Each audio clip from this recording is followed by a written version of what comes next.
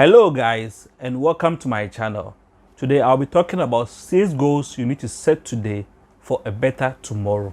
On the last day of 2017, just as I was thinking about how the year went by and what I wish to change in the year 2018, I realized that all my New Year resolutions were largely based on personal development and personal growth. 2017 was the year I promised myself to focus more on my career growth and physical health. But at the end of the year, whilst looking at my accounting statements, I started to think seriously about the status of my financial health besides my physical well-being. Although I was making money, I wasn't spending too much of it, and I wasn't happy to find out that my savings was not as much as I planned it to be. I actually had to go through my bills and receipts to find out where the money actually went.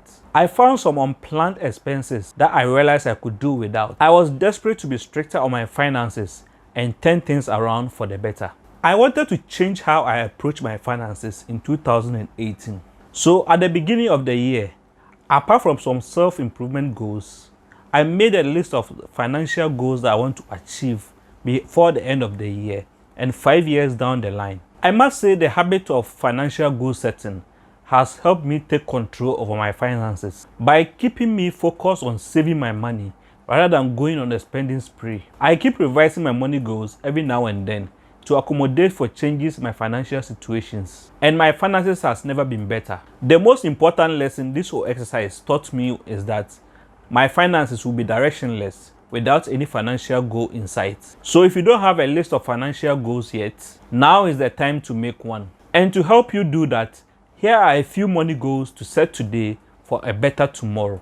Number 1, make a budget that you can live by. I always thought of budgeting as a tool that will control how I choose to live my life. I only got serious about setting a budget when I came across people who were actually seeing positive results by following a monthly budget. While you keep working towards your long-term financial goals, budget is the most important thing that will help you keep your short-term goals in check. It gives you a clear picture of how adequately your income is being utilized while helping you manage your expenses month on month. Number 2, keep track of every penny you spend. I started managing my money at the age of 17 and made it a habit to write down every penny that I spent in a tiny notebook kept for that purpose. As time went by, life got busier. It became very hard to maintain that habit, but I kept a rough record of accounts of all expenses that I make, as that helps me know where my money is actually going at the end of the month. Keeping track of your expenses will help you know your weak areas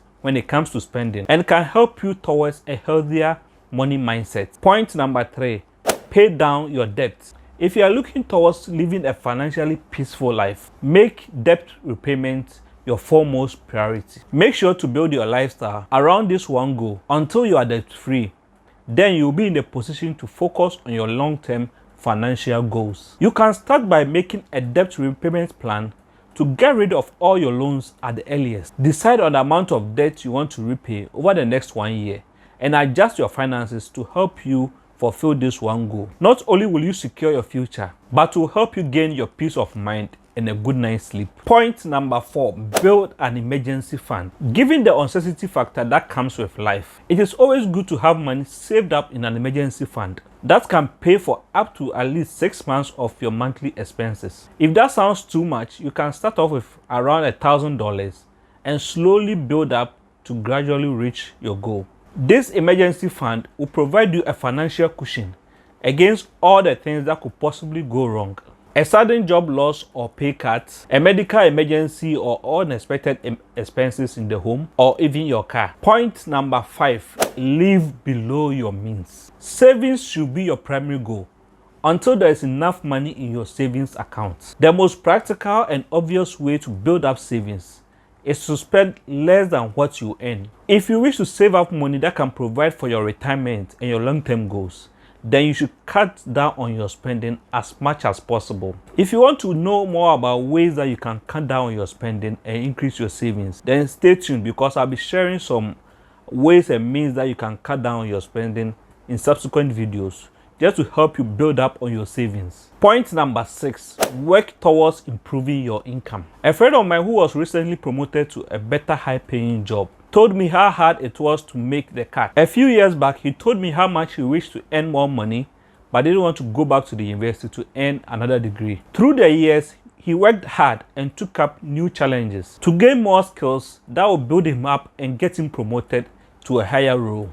If you think you are not earning enough to finance your long-term goals, try switching to a better paying job or start a side hustle to start making more money. Financial goals can be your mantra for financial success, besides keeping you on track towards meeting those big financial money milestones. After all, saving money gets much more easier when you know there is a goal in place that you want to achieve. You are bound to become more frugal when your biggest money goal is to save towards your children's education or even buy a new house in the near future.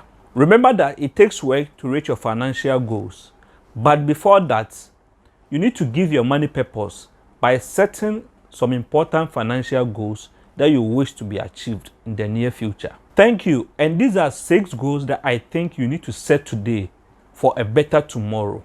And if you got value out of this video, kindly subscribe and don't forget to share this video to family and friends that you think will also get value out of it. And kindly hit the like button so that this video will be shared on YouTube for other people to see it. Thank you, and catch you in the next video. At the end of every year, I sit down and reflect on what I've learned so far. I have been conducting this self-reflection exercise for the last 10 years with varying degrees of structures and vigor. There's no specific aim or purpose to this exercise. The goal is to put on wings, fly up to 10,000 feet, and assess